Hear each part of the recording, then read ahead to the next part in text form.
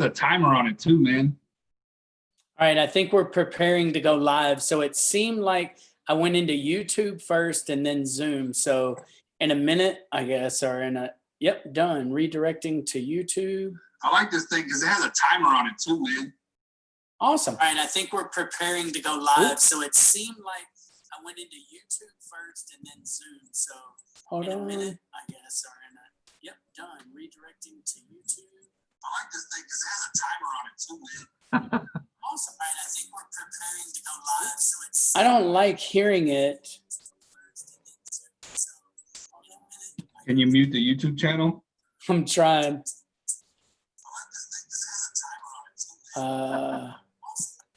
Okay, we'll see what happens. All right. So again, this is our first one. So let's let it roll. So this is Mitch Hart with Rick Lux. Today's topic is revenue reports. We're going to use this primarily for our internal training. So Rick has completed a PowerPoint on it. We'll get started. So Rick, thanks for doing it. Let's go. Great. Here we go. As we just discussed, this is revenue reports.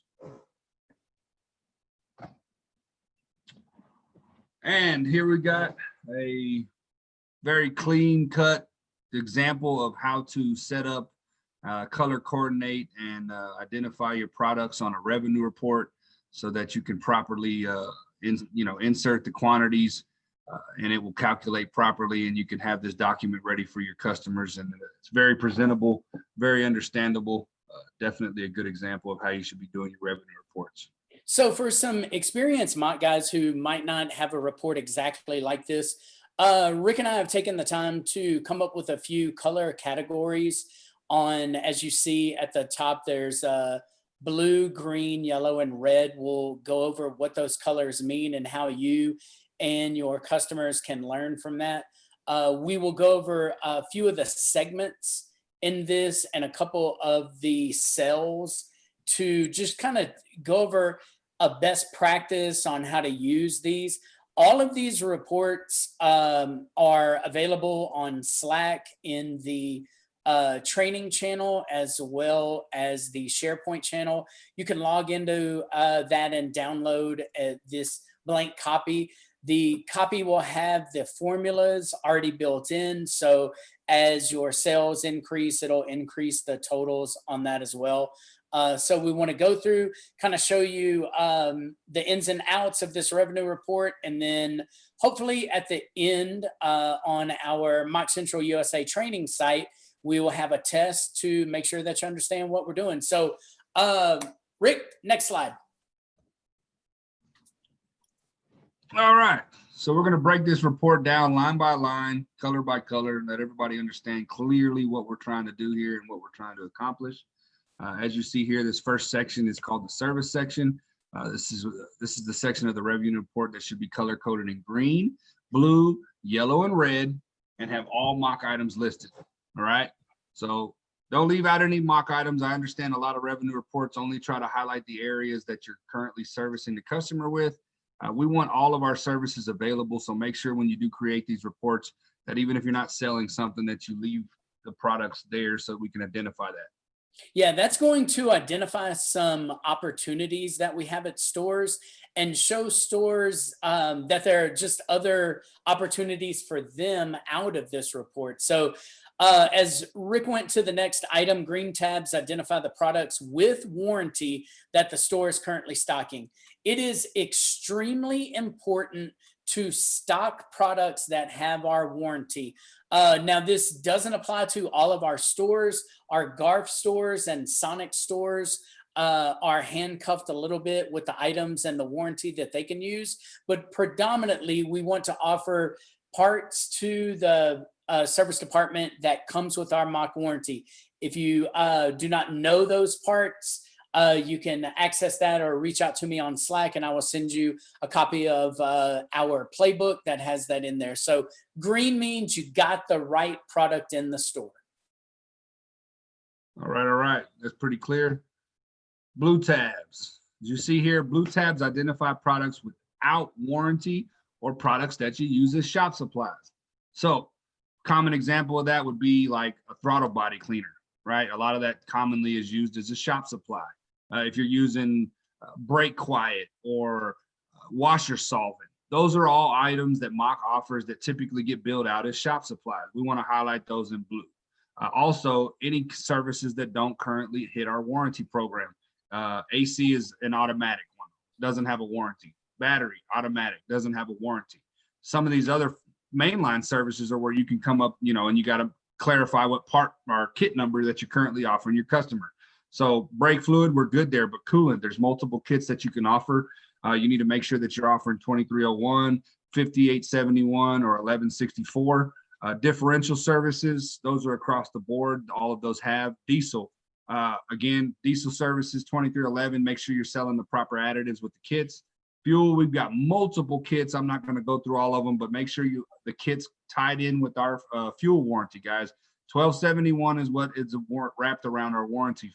And if the kit doesn't have 1271 in it, it's not a warranty kit. I don't care if it's a tank additive with 1061 and 2 bottles of double clean, or however you add it up, it has to have 1271 in it. So the first two goals of a revenue report, and if you're taking notes, you ought to take notes of this because it probably will be a question, is the first goal of showing a revenue report is sharing with customers the opportunities of products that they're currently not selling. And then number two is sharing with them the products that they currently are selling without our warranty and try to bump them to products that do have our warranty. Yes, sir. All right, yellow tabs, guys. These tabs identify the products that require additional products to meet warranty requirements. If your stores aren't aware of our program, this is a valuable resource to help you identify areas of concern and guide you through those tough conversations with your manager. So what that means is transmission, that's the highlighted in yellow tab on this. So if you're only using our trans kit 1941, but you're not selling our fluid, you're not getting a complete warranty with that. Customers need to know that. It's very often that we run into transmission claims where they're, hey, I need $4,000 worth of coverage, and they're only selling the kit. So that's reduced by 50% when you only have the kit, or only have the kit, not the fluid. So use the yellow tabs to highlight areas where you can offer opportunities to a customer. We had one the other day at one of my stores here in Arkansas. It was 100% approved. And had they used both our kit and fluid, the transmission was 35 something to repair. And it would have been covered 100%, but instead it was left, $1,500 or $1,600 back on the customer just because we didn't offer the fluid. But selling our 3 fluids is super important: transmission fluid, brake fluid, and diff. Super important to offer to the customers. Sometimes there will be price issues, but we do have these fluids in bulk, which would reduce the cost per quart and gallon to a customer. And we are available.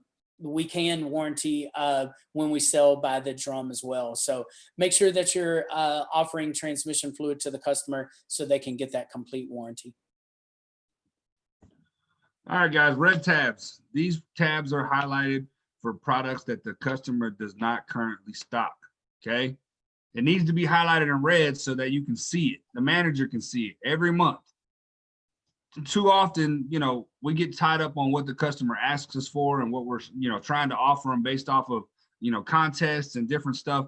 But we need to realize that, customers need to have the option to offer all of our lineup of services. And when highlighting these in red, it makes it very noticeable, and it gives you an opportunity to introduce that to the managers at the end of each month when you're presenting these revenue reports about what they're not currently offering.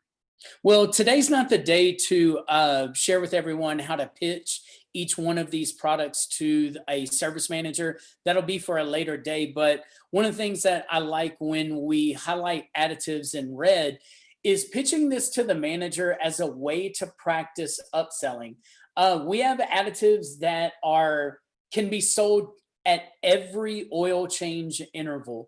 And the reason that that's important is a service advisor and service drive team will get used to pitching products to nearly every single customer that comes in. That's going to make their overall pitches more seamless, and certainly a way to build value into our services and warranty, because they should be giving that speech over and over and over. And quite frankly, the item that's most often in red in these revenue reports is additives, and it's what we named the company after, Motor Oil Conditioner. It is criminal that so few of our customers purchase this, and most of them just have not been pitched the program to its entirety. In a later episode, we're going to speak about the Engine Advantage plan that combines a couple of those additives and enhances the warranty to up to $6,000 of coverage. Good to go? All right, guys, this section here is opcode section. Why is making sure the proper opcodes are being used important? There's a lot of reasons. We're going to kind of break them down for you. Using the proper opcodes and making sure the correct part numbers are built out on those opcodes will drastically affect the amount of product that is coming off the shelf. It often happens that sales fall because advisors are simply using the wrong opcodes when creating or adding lines to a ticket. It's our responsibility, not the store's responsibility, guys, to make sure that we're checking the opcodes versus the parts being pulled, okay? Me and Mitch were out in, I believe it was Dallas a few months ago, and we were dealing with some customers, and that was a prime example of this right here. They told Mitch, yeah, we sell cooling services all the time, but yet we look at the sales reports and they're not selling any cooling services. And we turned around and asked the service advisors what opcodes they were currently using, and they were using a completely separate opcode for just a drain and fill service through their Honda, I believe it was a Honda store, through their Honda stuff, and weren't even aware that they weren't pulling our parts in the process. Guys. Yeah, often it's not sinister. It's not like the store's always trying to cheat us. While that does happen, most instances, opcodes are created and never deleted. So you get a series of older opcodes. And certainly when you have an older service advisor, a more seasoned service advisor, or even a young one who was trained by that service advisor and not management, they just use opcode, and we'll just make this because it's very common, CF for coolant flush instead of MOCF. CF goes out without our additive package and is normally about $30 cheaper than the one that has our additives.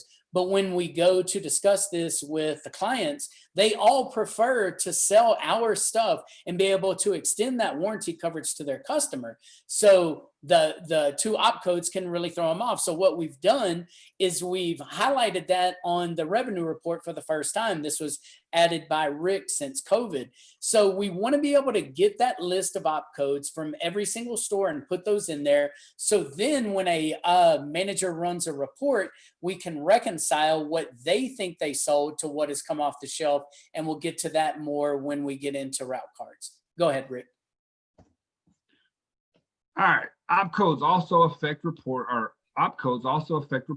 which can drastically affect spiffs for the stores that have them. Often we pay out spiffs based on sales reports that are created using opcodes. If we're not verifying that the opcodes are correct and match our call reports, it's highly likely that you're paying out spiffs for products that never left the shelf. And it's just essentially what I was just saying. To rely solely on the store when it comes to spiffs or it comes to sales is just inaccurate. We run revenue reports in Austin based off of reporting from the store, and I always fear, does that number come close to either what we're selling, which is super important, or what's coming off the shelf, which is absolutely important. So we got to make sure that spiffs are paid off the correct opcodes, and those opcodes are tied to our parts, which will come up in the warranty discussion in a minute. Just to highlight that, it's also going to come up in our future class of using call reports properly. So we'll discuss that in the future as well, of how to cross-reference your call report versus the sales report to make sure that our revenue reporting is accurate. All right, our warranty program, guys. Warranty program requires that specific part numbers are visible on the ticket in order to process a claim. If we don't verify that the correct parts are billed out and those advisors are using the correct opcodes, legitimate claims will be denied, leaving the financial responsibility on the store or Mock Central. All of this can be avoided if we put in the work to make sure the information is correct. So again, we talked about warranty, guys. I submit warranty claims on a regular. We want you guys to use the warranty, but if you submit a warranty claim to Mock Corporate and it does not have a part number on it that should have been tied to the correct op code, they're going to deny the claim, which again is going to leave the responsibility in most cases back on us, because the store is going to say, well, you know, you guys said you could warranty this and that, all because of the simple op code, you know, using the wrong op code. We just need to get in there and make sure that the correct parts are attached to the correct op codes, and that's what they're using. And if you're a seasoned mock guy, you're probably thinking, well, I mean, I can get all this done at the store level, and that's normally true. But that's only when the customer's breakdown happens at that store. If they are away from home and break down on the way to an Alabama football game, it's likely that we're not going to have a friendly. They're not going to know the process. They'll go through the mock corporate warranty claims process, and it's going to be a fiasco. So while a lot of times at your store, you can say, yes, this 30K has this part in it. That's not going to work when they're out of town. So make sure that you get these parts pool sheets and the op codes clear, so you don't have any issues moving forward with the warranty claims process. Great point, Mitch. Great point.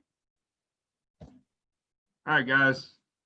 Part numbers. This is just as important as the op code. We pounded on it. Part numbers are the foundation of what we sell. Because each OEM is unique, we have different options and part numbers to fit those needs. While many of our products are universal, it is very important to check that our product lineup meets those specifications.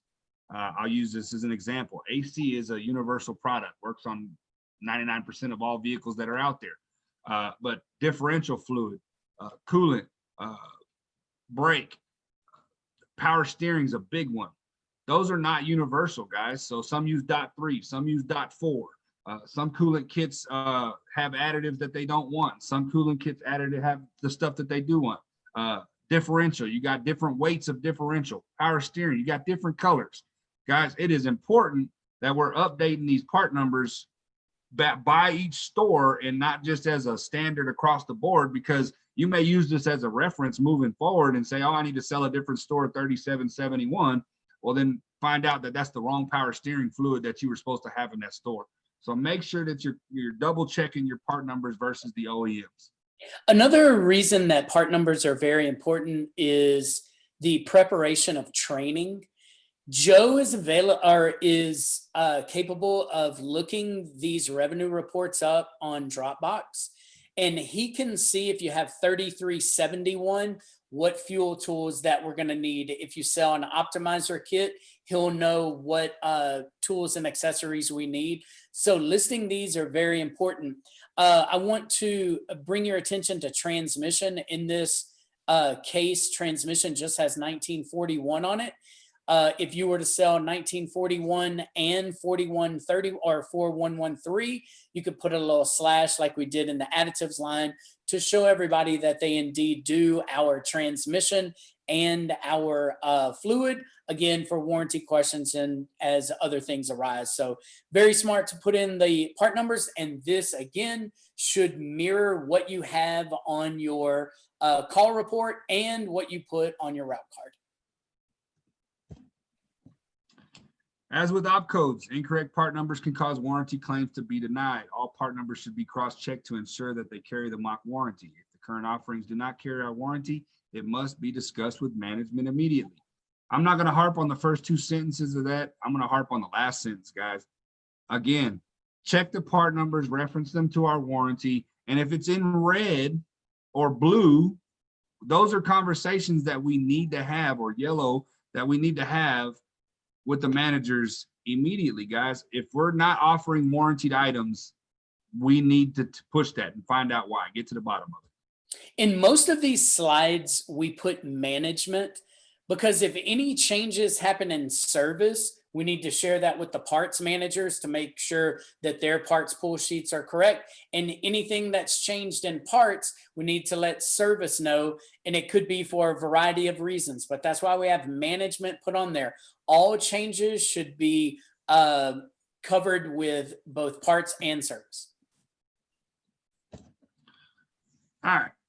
Mitch touched on this. The part numbers on your revenue report should match the part numbers on the shelf and your route card. Okay. If you look at this report and you look at the shelf, It needs to match. We use route cards regularly to count the shelves so that we can build these reports.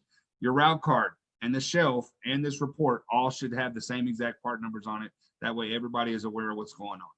Every month, these revenue reports are generated using this information, okay? Using this information you collected during your shelf counts. I want to highlight the shelf count section of that, guys. Key. These reports should not be generated off of sales reporting.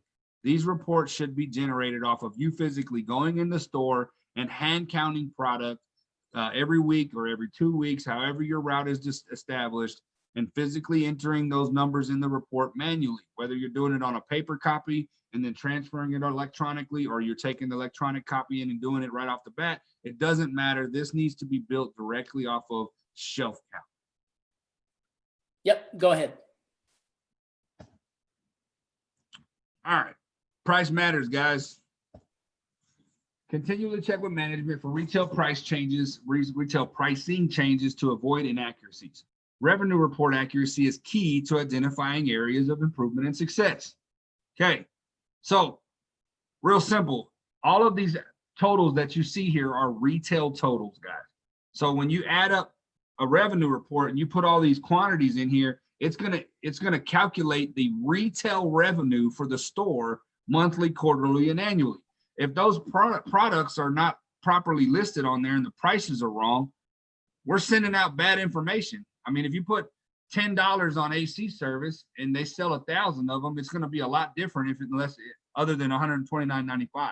So we need to make sure that we're constantly updating these prices and forwarding that here so that we can make sure that the annual and monthly revenue totals are accurate. This is also a good way to double check to see if menus or interval charts have the correct pricing on them. Any banners, check the banners.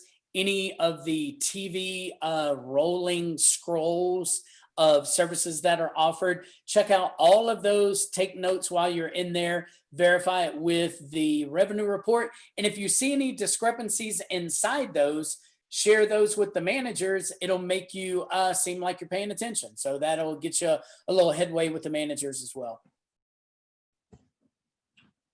All right, price can also be a resource when offering new products to a store or when landing stores. You can use these revenue reports to show managers what their competitors are offering and at what price point. So when you do that though, and Rick always has to remind me of this, take the name off of the revenue report before you give it to the competitor. We definitely don't want to share with XYZ Motors exactly what ABC Motors is selling. It's kind of unfair. We don't want to do that. We certainly don't want to do it from a group store to a non-group store. But so often people ask, so what's anybody else selling this for? How much are these being priced for? How much is our other dealerships selling? Being able to pull those out and share with them the success stories that you have on the route will definitely be a contributing factor on if you get the store or not. All right, retail pricing is important when determining parts markup and labor costs. We need to make sure that both the service and parts manager are aware of the retail price of the products so that profitability can be determined between departments. While it's not our job to determine parts markup and labor time, it is important to know and understand how retail pricing is created. I'll talk briefly about that here in a second, but like it says there, it is not our job to tell a store what their retail price is going to be, right? We don't create that for them. Our job is to identify the factors and help them put them together to create a good, competitive retail price. But it is not our job to do so. But in that matter, we need to know how it works. And nor is it your responsibility to tell parts what their markup should be. That's their business. Although you need to be transparent. So whatever they do mark it up, you need to get with service and say, this is the parts cost. This is the cost to service. How much labor do you want? How many labor dollars? Do you have a target effective labor rate? And that's how to do it. And if they say, well, why are they in parts marking up my product so much? You need to say, well, you need to get with them. They told me what the markup was. We want to be transparent, but we don't want to be bossy. I want to touch on that a little bit, and just because I've had personal experience with that over the last year or so, a lot of us as employees fail to get involved in these conversations. Um, People think parts and service are, two separate sides of the table, and it's your kind of job to be that bridge between the two, because a lot of times parts managers don't really mind or care what the service guy's doing and vice versa. But when you're offering new products and you're landing new products, a lot of times you're going to have to get in the trenches with those guys and kind of do the legwork. And as he said, be transparent so that y'all can come to, everybody can come to a happy medium and you guys can get this handled. All right, so down here, this is the breakdown, pretty standard. There's obviously sometimes outside factors that affect these, but pretty common. You got the cost of the product, including spiff, 2 parts. So that is what we're charging for the part, plus any spiffs that the store is adding to that. So if the part costs $10 and they added a $5 spiff on it, we're selling it to our customer for $15. Now, parts is then going to take that product with all of those charges included, and they're going to mark it up. They're going to get a parts markup on it, selling it to service, right? So you got our part price, parts markup. You take that information, you sit down with the service manager, and you come up with a labor time, how much they're going to pay for the time, and how much they're going to pay for the labor rate.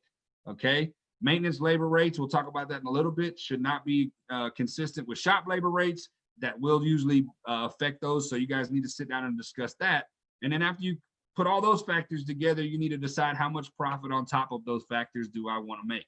So all the factors cost me $100. I'm going to retail it for then $129.95 to the customer. That would be an additional $29.95 and profit to the store. And we have all of this on spreadsheet that's available to you on Slack, where you put in that the parts cost is $12.50 with a $4 spiff would make it $16.50. It's marked up 1.63 to give them a 40% margin. It's all on a spreadsheet.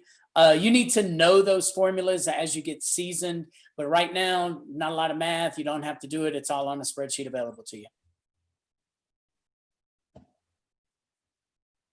All right, what is flag time? What is the flag time for each service? All right, flag time, or formerly known either way, as labor hours. So both are the same. Don't get those confused. Establishing or changing the flag time for a service is not our job. So just like we talked a minute ago, it's not our job to create retail pricing. It's not our job to tell a store you're going to charge 0.5 for this service. We don't do that. But understanding how much work and time is required to complete the service is our job. Flag times are important to new and current customers. So just like I talked earlier, it is our job to understand it takes 20 minutes to do a brake fluid exchange or takes 30 minutes to do a transmission fluid exchange. It's our job to tell the service manager that if he chooses to take that information and retail it for an hour or pay the technician 0.8 or 1.2, that is, again, his right and his choice. And we just need to make sure that we're constantly updating that on the report. And again, we need to share that if they ask, hey, what are other people charging for this new kit? We have a kit that's pictured in Rick's background, the Dissolve, Restore kit, Enhance. We need to be able to share with people, yeah, I've seen 1.2 or 1.4 hours on this service. So be familiar with those, talk to people about flag times. It is how technicians get paid. So the quicker they can do a service, the more money they can make. All right, knowing regional flag times will allow you to help managers adjust them accordingly. Okay, he just touched on that, so we're going to kind of fly through that. But just like with retail price, this is something that managers are going to, collaborate with you on a regular basis. Make sure we're pretty accurate across the board on what we typically offer these services for, and help the managers establish those labor rates or labor times. Because flag times can drastically affect price of the service, it is very important that we give management accurate information describing the details of each service. So, like I just said, an additive, let's use additive for example. It takes almost no time, 10 seconds tops, to pour motor oil conditioner into the engine, right? So it would not be fair for us to say, oh, it's standard across the board to typically pay a technician an hour to do that. So on those type of services, we want to make sure, again, point one, point two, the technicians want to make their money, and that's completely understandable. But if you're charging 1 hour labor time for a poor in service, it's almost going to become not affordable to the customer at that point. So that's why it's important for us to be 100% accurate on that. So many of our services pay between 8/10 and 1 hour. The ones to really be able to focus on are trans and fuel. Because of the way that our chemicals are ingested into a vehicle, sometimes it takes a little longer to hook up the product with fuel if you're using the EDR3 machine. On certain makes and models, the machine will reduce flow. So you got to know your services. You got to know how long they take. Be able to share that with the service managers and parts managers, so everybody can make an informed decision. I'm going to touch on this, and this is again from personal experience, and this is for us to know, guys. Please understand that if you're paying a technician an hour to do a service that could take an hour and a half, that's going to affect sales. So we need to be very accurate when explaining these services to the managers and say, Mr. Manager, on a lot of times this service will take 45 minutes, but in some circumstances it can extend that and end up being an hour and a half or an hour and 20 minutes because of carbon buildup, and the EDR3 machine, for his example, can affect those. And we need to have those conversations so that the technicians get paid properly. All right.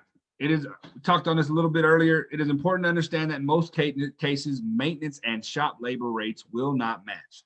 For example, if the standard labor rate is $125, the labor rate for maintenance would be in the $80 to $85 range. Again, those aren't set standards. Those are just pretty typical ranges that we see across the board. The amount of labor charged per hour greatly affects the total retail price. So I've been in many conversations where service managers are trying to press shop labor for maintenance. Again, it's not our responsibility nor our job to tell him he can or cannot do that. If that's his choice, he can still do that. But it is our job to say, Mr. Customer, this is the retail pricing across the board. And if we want to stay in those competitive ranges, we recommend that you keep your labor rate in these ranges so that we can get your retail pricing, competitive with the area. Because if you're charging $125 labor on a service that, parts and all the stuff already cost $100, now we're $250, $260 to the customer. A lot of times that's out of the reach for a lot of people to have that service complete. Normally our foreign cars, Mercedes, BMW, they will have a little higher rate. So again, talk to all your managers, talk to your shop foremans about this, log that information down, and when someone asks you your opinion, have one. All right, guys, averages and goals. So if you can't tell, look right, just to the right of nitrogen here, average per advisor, you see that section there. All right, we need to make sure that we have the correct amount of advisors listed so that we can help the manager set proper goals. 25 units per advisor is a good starting point. If you have 4 advisors and the store is averaging 100 services per month, that is 25 services per advisor. Knowing this is important when setting goals with your managers. So I'm gonna jump in on this one real quick. So first, you need to have goals with the managers. You can't let your store say we're doing the best we can. Best we can is not a goal. To be a goal, you got to be 3 things. 1, you got to be measurable. 2, you got to be trackable. 3, you got to be attainable. And doing the best, don't sweat the rest is not a goal. It's an aspiration. You need to have serious conversations with your management and set goals. It's a big deal. And we can track those both on the call reports on the class that will be given pretty soon, and on this one, simply by putting the number of advisors on the rest of the report, it shares with you what those averages are. Often, total services sold does not paint an accurate picture of the overall performance of the store. For example, a store doing 300 services per month appears very strong. However, If they have 20 service advisors, the per service advisor average is actually weak. So update this monthly. Guys, I've seen it time and time again. You look at the sales and you're selling the store $3,000, $5,000, $8,000 worth of product every time you go. And you think, man, this store is killing it, man. They're doing a fantastic job.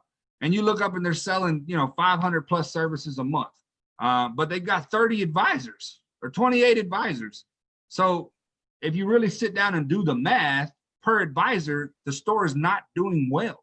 Yeah, you can have a store with 2 advisors that does 100, 125 services a month. And to me, that store is better than a 25 store, a service advisor store that does 400 services a month. We want to try to get every store to 25 services per advisor. Then once we get that, I like to set the number at 40. And then for the very, very strong stores, 60. Now, inside those averages, you're going to have superstar service advisors. We have numerous stores that have advisors that consistently sell in triple figures. So it is very possible to have a service advisor that sells, 100, 200 services is not out of the realm of possibility. So what we want to do is just kind of set it in tiers. First tier, get everyone to 25, and that's why we have it. Second tier, 40, and then third tier, whatever the manager sees fit. But you must sit with your management and get these goals. You're 80% more likely to hit a goal if you write it down. So get them to make a pledge, write it down, do some motivation boards, track these sales. He's the goal king when it comes to speeches, so I'm not going to touch on it too much. But I promise you, in the past, from my personal experience, if you press this goal and you press it every month with the manager, you will start to see a swing in your store. I don't care if the store sells 100 or 500, those numbers will go from 100 to 200 and 500 to 750 real quick if you constantly press these goals. Because what that allows the manager to do is highlight the individuals that need help. A lot of times they themselves will get wrapped up in, man, we're killing it this month. And they forget about the advisor over there that only sold 2 services. If we press these goals and we help them with these goals, we will help take the workload off of them to identify the personnel that we need to get training on or whatever we need to do and set up ways to get those people better. And when you get those people better, your numbers can skyrocket because you're not going to change an advisor that sells 200 services to 300 like that. But you can definitely change an advisor that's selling 5 services to 25 like that. It's just a matter of putting in some training and putting in some effort. All right, let's see here.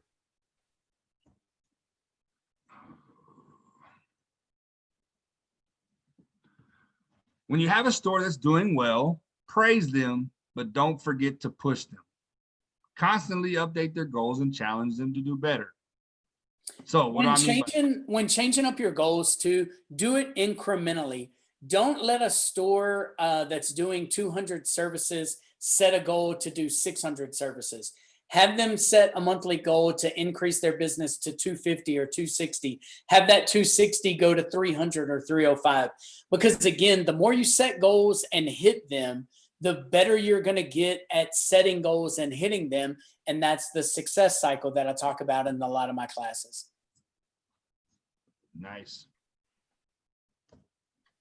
When you have a store that's struggling, don't discourage them.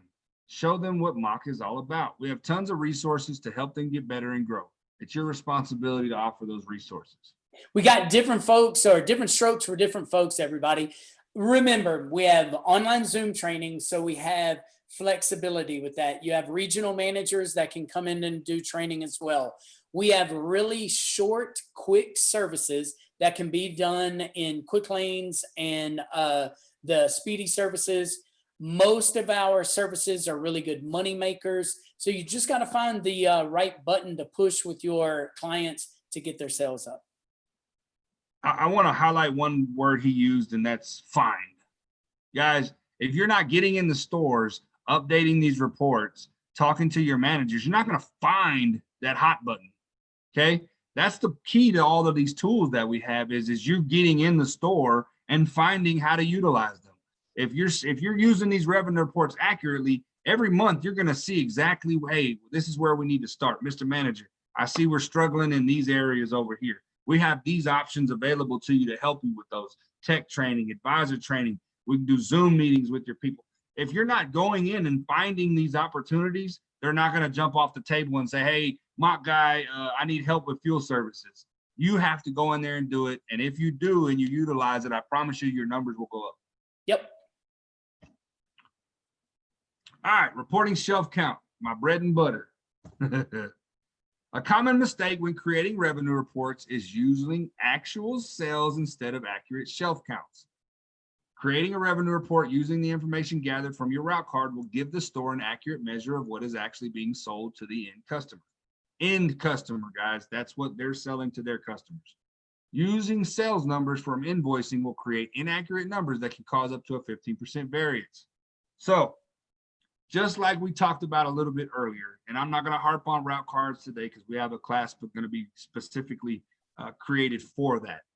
But if you're going in and you're allowing a store to hand you monthly reporting and you're paying your spiffs and you're filling out your route cards and you're filling out your revenue reports from that information, it's inaccurate. It's as simple as that. There's a lot of reasons, and I'm not going to go into it, but you need to be in the stores every single week or every other week, physically accounting the shelf so that you can see for yourself what's going off the shelf, right? They can send me a report that says they're selling 100 differential services a month, but if when I go in and count the shelf, there's not a more, 100 plus bottles of differential coming off the shelf, it's inaccurate. We need to identify those and have that conversations with the managers, and just identifying those will cause your numbers to go up. Go ahead. Next one. All right. I've put an example here together. Mitch helped me build this. It's an accurate revenue report based on shelf count. Now let me jump in here. So notice fuel injector service in January, February, and March. We had 13 sold in January, 11 sold in February, 9 sold in March. When we get shelf counts based on route cards and accurate information, those numbers are very, very specific. And you can see the store fluctuates somewhat.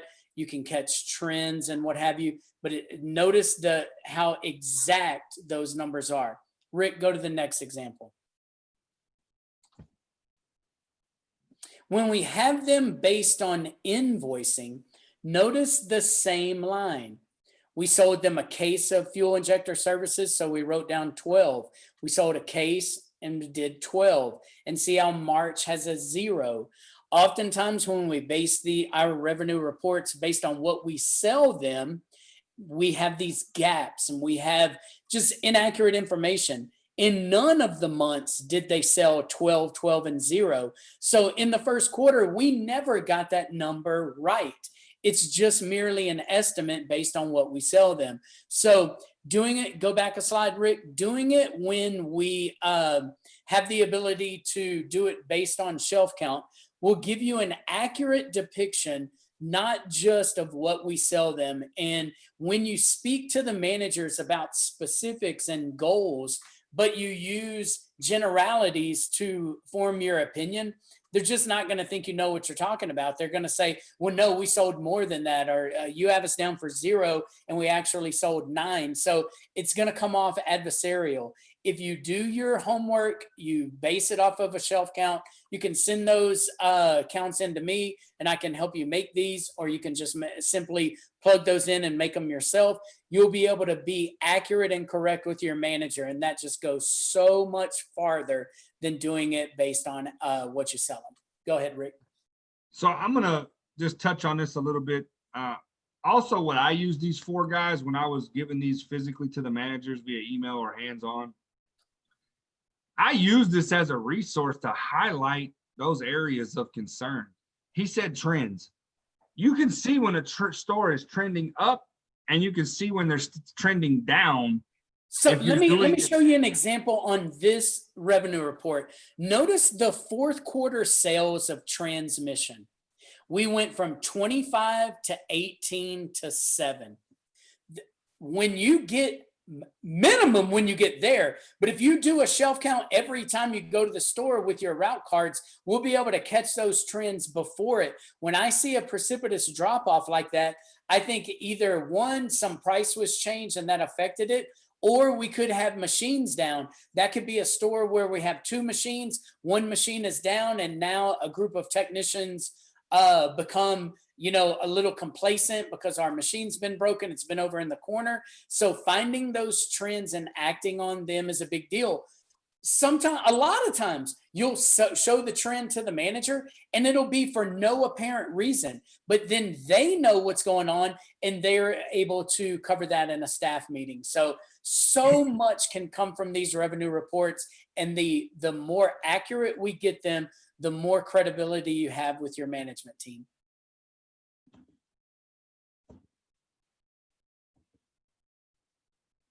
All right, so I'm going to kind of step back a little bit here in a second. Mitch is very, very well rounded on this section. So this is going to be how to send out our revenue reports, whether that via email or hands-on. So I'm going to just click the keyboard here and kind of let him go through this with you guys. Yeah, so sending out revenue reports. Once you have these reports, what are you going to do with them? So many times I get guys and they say, hey, man, I bring them to the service manager. Hey, man, I bring them to the service manager. Hey, man, I bring them to the service manager. And I ask them, do you show parts? I get a blank face. Do you show the general manager? I get a blank face. Or I get I don't know the general manager. So revenue reports should be emailed as well as hand delivered to your managers monthly. That's your management team. So I like to create an email that goes over a specific highlight of what we can do at that store. Hey, Mr. Manager, I've seen this, notice this on your report. Next bullet point. Get straight to the point and highlight areas of success and areas of concern. So, hey, Mr. Wilson, wanted to send you this month's monthly revenue reports. Want to say thanks for the good job that you guys did on break, and overall your sales were up from year over year, or quarter over quarter. I do want to highlight this one concern. Your AC services seem to be down, and at this time of the year, we could do X, Y, and Z. We could do training. We could do this. Never bring up anything negative without a solution. Don't send in a manager an email that says, hey, you're off in fuel. You need to look into that. Well, they may need to look into it, but what are you going to do to it? That's what we need to know. Don't just bring up problems, bring up solutions. Present warranty options when available. That's why we're color coding everything. Make sure they know. Oh, by the way, it can be that just general. By the way, wanted to let you know, right now you are offering a coolant service with no warranty. If you were to go from our 1161 kit to 2301, it would be $12 more. Your customers, though, would get a $4,000 warranty coverage. Give them what's in it for them. Why should they put these on the shelf? The reason is the customers will see a benefit. Something else you can mention. What's the newest products we have? And this is also a way to introduce ancillary items. Hey, Mr. Customer, you're doing a great job on mock services. Because of that, I wanted to offer you a special on our windshield concentrate. Right now, I walked your shop and noticed that you're buying it in gallon jugs from O'Reilly's. I think I can save you money and give you a better product. So sending out those revenue reports monthly gives you an opportunity to put like your ancillary item of the month up to your customer as well. Handle all serious concerns in person. This also goes back to my book that I wrote, Never Criticize Anyone Digitally. So if you do have a concern that needs to be handled, do it in person. Don't send a series of emails back, 6 or 8 emails, when going to the store, and being able to handle a concern in 10 minutes is much more efficient. So any concerns that you bring up, give the manager an action plan on what, again, you're going to do to help them fix their problem.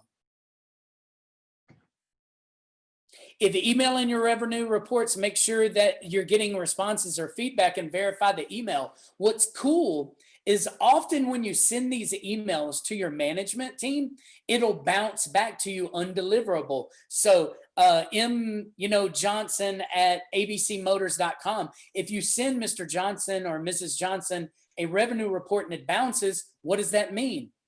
Well, it means that maybe they don't work there anymore. And if they don't, you need to get on the phone. You need to text them, hey, your email bounced. Is everything okay? They'll normally send you back a response if you have a good relationship with them and says, look, man, 2 days ago, I took off to Oklahoma City. I'm going to work up there now. So then you call the, Tad Bunny or the manager in Oklahoma City and say, hey, I have a friendly, or the guy just moved over 2 dealerships, and you can land a new dealership just by saying, hey, man, I didn't know you went over there last week. I'll come visit you. And when you get your feet wet, we'll put in the mock services again at that store. So it's a good way to keep your database of customers fresh. So this is an example email. Again, this slideshow is going to be on our on Slack on a couple of the channels, so you can look for it there. Just gives you an overall view of what we're doing, and you can gather that. I've put in our live video training, how we can customize training, but this is just an example email of what you can send when you attach a revenue report. So very, very powerful. Always try to use the best grammar you can use. Make sure you spell check, proofread everything you send. Always double check to make sure that you send the attachment that you list as well. So that's it, Mr. Mitch. That's what we got for our revenue report training class. The kind of just what I would like to end with, and then I'll toss it back to Rick. First thing that you need to do is decide that you are going to do revenue reports, and you're going to speak to your managers about how they can get better. Now, put better in air quotes, because better can mean something different to every single store that you go to. Better can mean capturing new business. Better can mean how you can share with them how to cultivate their old business. Better can mean anything, but you have to be a part of why a dealership is successful. And revenue reports can help you get there. I go to mega dealerships all across the country that make millions of dollars in service. But when I ask them about mock, they don't take it very seriously, because it's just a very small percentage of the overall business that they do. These revenue reports can share with a management team that you know what you're doing and you care about every single dollar that they make, while having the best interest of the end customer, their customer, at heart. If you have any questions, once you get this and once you take the test, you can always reach out to me. Rick, what you got in closing? Real similar to what he started off with. My belief with all of this is it starts with you guys. It's a mindset. Are you going to be a rep, or are you going to be a delivery driver? I don't want to, point anything out there or call anybody names. That's not what I'm trying to do. But a mindset of a rep is, I'm going to get into the store. I'm going to do the work. I'm going to get into the trenches. I'm going to build a relationship with these managers, and I'm going to help them grow. The mindset of a delivery driver is, I'm going to get in the store. I'm going to drop off my product, do the bare bones minimum I can do so that I can get back in my truck and go back and get done faster today and go home by 3 o'clock instead of 5:30. So it all starts with a mindset, guys. These tools and resources we're helping you guys with are not going to help you unless you get in there and actually use them. Don't get discouraged if you start using them and it's a tough transition and you start getting some kickback, or some of your managers haven't been offered these services. That's fine. But I promise you, if you start with this program and you just bring it in, ease it in, you'll look up a year from now and you will be just blown away at how much success you've had at the specific stores that you were able to introduce that to. So just, get your minds right, get ready to go. If you have any questions, don't hesitate. Y'all have my number. Contact us via email, phone. I don't care. We can walk you through it. Mitch said it. We'll help you with it. I don't mind sitting here helping you build your revenue reports if you'll get out there and use them. That I don't have any problems doing that. So if you think the computer part of it is too tough, please call us. We'll sit down. We'll walk through it. And we promise we'll do everything we can to help you guys get your numbers up in your stores. Awesome. Thanks, Rick. I hope you guys enjoyed the video. We'll see you next time. Peace.